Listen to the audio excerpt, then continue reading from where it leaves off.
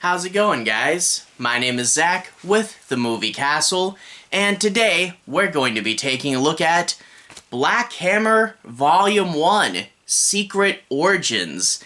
And this is a book that I did have quite a bit of fun with. I'm a big fan of Jeff Lemire, and I actually hadn't gotten to this one yet, and everyone's like, oh, it's one of his best stories. And it really is good. The long and short of it is you get a bunch of older superheroes from like different ages throughout comics, and they're stuck on this farm in the middle of nowhere, and they don't really know how they got here. It was after this big battle, and now they're stuck in this town that they physically can't leave, and they've been there for like 10 years.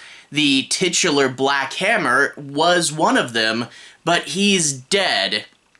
And you don't know how or why, but you just know that they have his hammer sitting out in the field there. And that's interesting, and it really is the main part of this story is super low-key. It's a character study, getting to see how all these people react to getting trapped here and how they deal with, being superhumans living this quiet, normal life in the middle of nowhere. And it is really interesting. The characters play off of each other really well. And again, the main story is super low-key and character-based. But what's also really interesting is how it handles the wider universe. Black Hammer, it references the other comic worlds. It doesn't take place in them, but you'll get like the girl here is a clear reference to like Shazam, and there's an alien which is very reminiscent of like Martian Manhunter, and you'll definitely see things that are an homage to comics and different time periods. Like it goes kind of far in the past, referencing pre and post World War II characters, and you get to see that like a lot of time has passed. And they'll jump into the comic book world, they jump into all these different characters' past, and it's just little bits here and there, getting to learn little chunks of their various origins and seeing them in their prime. But it really does feel really fleshed out and really hyper developed. And in turn, Black Hammer would have its main run of like 6 volumes. I'm not sure if they're making more, but they did a bunch of tie-in books to flesh out the world. Some little side character you meet once will have their own tie-in volume, so you can really read and dig into this book if you want to go beyond the main 6 volumes. I think I'm going to read through the original 6 pretty straight and quick, and then I'm going to go and buy random side volumes and explore them. If that's not the best way to do it, definitely tell me. Like, if there's a better reading order, let me know. But that's sort of the plan for now. Overall, just kind of jumped into this one, and I really do like, the mix of old school superhero comics with more of like an indie book feel, where it talks about the characters and the emotion in their day-to-day lives, and it really is a good mix, but also this big developed universe and just getting little peeks at it. It is super interesting and really well thought out, and overall definitely something I can recommend. If you guys want to see me talk in more specifics, I'm going to switch to the close-up camera. I'll show you guys some of the story and the art. I'll try to avoid major spoilers, but I do want to talk a little bit about some events. So without further ado, let's go and switch to the close-up camera.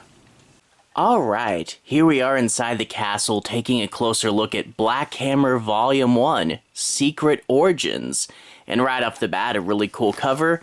We get the girl there, Gale, floating above the ground, giving you something, a little supernatural, and then you look back at this other cast of characters, and they all are very strange and interesting, and then we get Colonel Weird here, looking and reaching towards the Black Hammer, and we get Best New Series, Eisner, from 2017. Flip it to the back, nice old-timey metropolis-looking city. there is no going home. And I really do like, there's all these quotes from like, Peter J. Tomasi, Charles Soule, but this one by Colin Bunn, Black Hammer feels like it's walking two roads, one honoring the past superhero comics and one forging a path into the future of the genre. And I think he really does nail it there. But anyway, we get to see 1799 Dark Horse Comics, and then I do want to show you guys something else. This is the newer Black Hammer spines, but I do have an older copy of this book. It doesn't have the Eisner Award thing printed on it yet, but I think most other stuff is the same. Used to be $14.99, but inflation. But the spines are the biggest difference. They used to have no border up here, but the biggest thing is they used to have a character here, which it's sad that they got rid of it. This is more simple, I guess, but characters are always fun. But why do I have an older edition?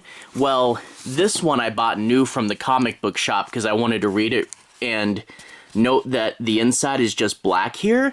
This one I found in a used bookstore, and I thought, oh great, I love Lemire. I've been meaning to read Black Hammer for a while. I'll pick this up used at a pretty good price. But then I opened it up, and I saw it had a book plate inserted, the Black Hammer crew, and then down here, Jeff Lemire and Dean Ormston actually signed it. So I really lucked out and got a signed copy for only $7.50, and I thought, wow, that's cool. And then I realized I don't want that to be my reading copy because I don't want to damage it. So I had to go to a comic book shop because I really did want to read it, so I bought me a new copy of the book, and that's the one I'm going to be handling, Anyway, crack it open, and we get to see this really nice credits page with a bunch of, the old adventures, and we get to see script Jeff Lemire, art Dean Ormston, and also in the back, I won't show you all of them, but we get to see an introduction by Jeff Lemire, or rather an afterword, where he talks about the original version of this book and how he was originally going to draw it, but then he decided it'd be better because, he does all these other books and he wanted to like draw Sweet Tooth or something, so he handed it to someone else. And we also get all these little sketches of how he originally saw the characters and the original version of their backstory, which isn't canon anymore. And he would also say at the end, the artist that he was kind of trying to pay tribute to in each of these sketches. A really good bonus material. And we also do get the artist sketchbook in the back here, which I think is pretty cool. Anyway, after that, let's jump into the story proper. I'm not going to do any major spoilers, but I do want to say my piece on a few plot points, show you guys some of the story and the art, do a little bit of analysis, but I'll try not to spoil anything too much. Anyway, we crack it open, and we get a bunch of these mock covers, like if Black Hammer was in the time periods it was imitating, and we get to see this old man, Abraham Slam, and he's feeding the pigs, milking the cows, and he's talking about how this isn't the life he imagined, but he's quite content with it.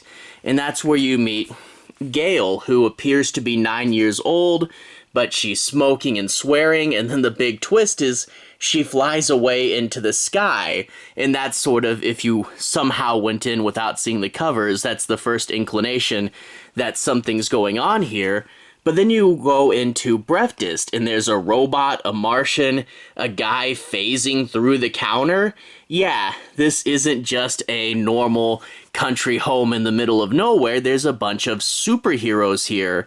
And later on, we would kind of get a few hints as to what's going on here. They say it's been 10 years, and they all meet in the forest and stare at Black Hammer's hammer. They say that they were in a big battle with a being known as Anti-God, which, boy, if you want the biggest possible villain name you can think of, that's the one you pick, I guess. But they say that after they defeated him, they somehow got trapped here, and they don't know if they're in an alternate timeline or dimension or something like that, but they know that they can't physically leave the boundaries of this town, even though everyone else can, and they've been here for 10 years.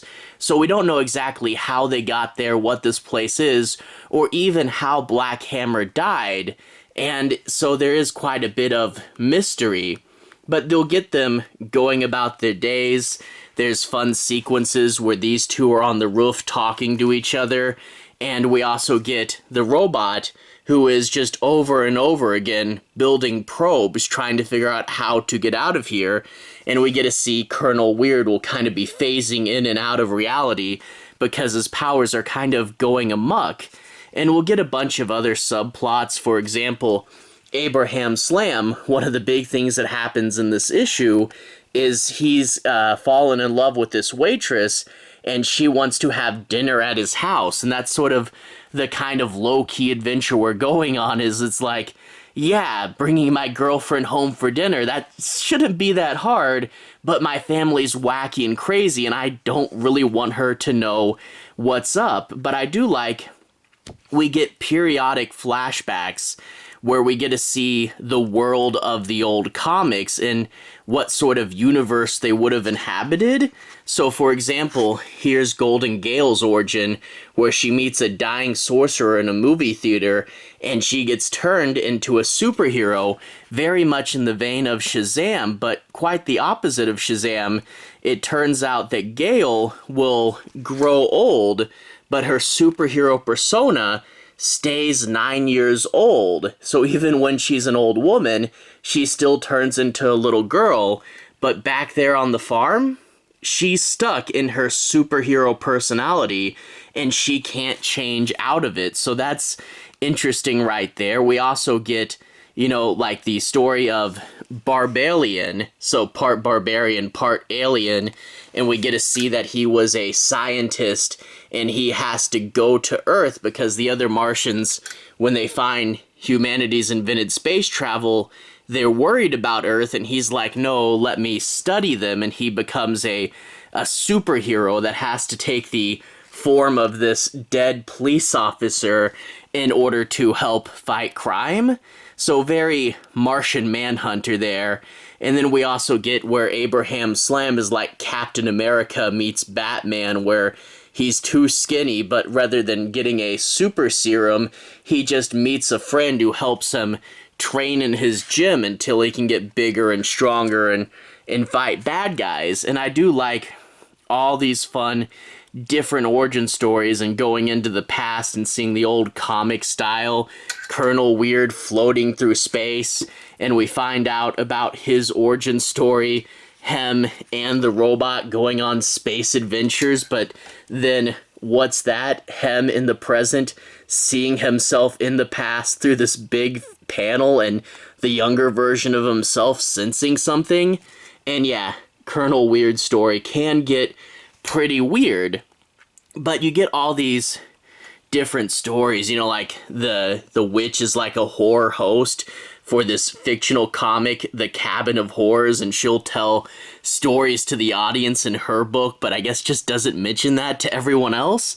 But it all kind of, it balances a big ultimate world building thing with several little clips and past events, and then it will jump into the present and be like super low key and be super character based, and you get to see and know a lot of these characters.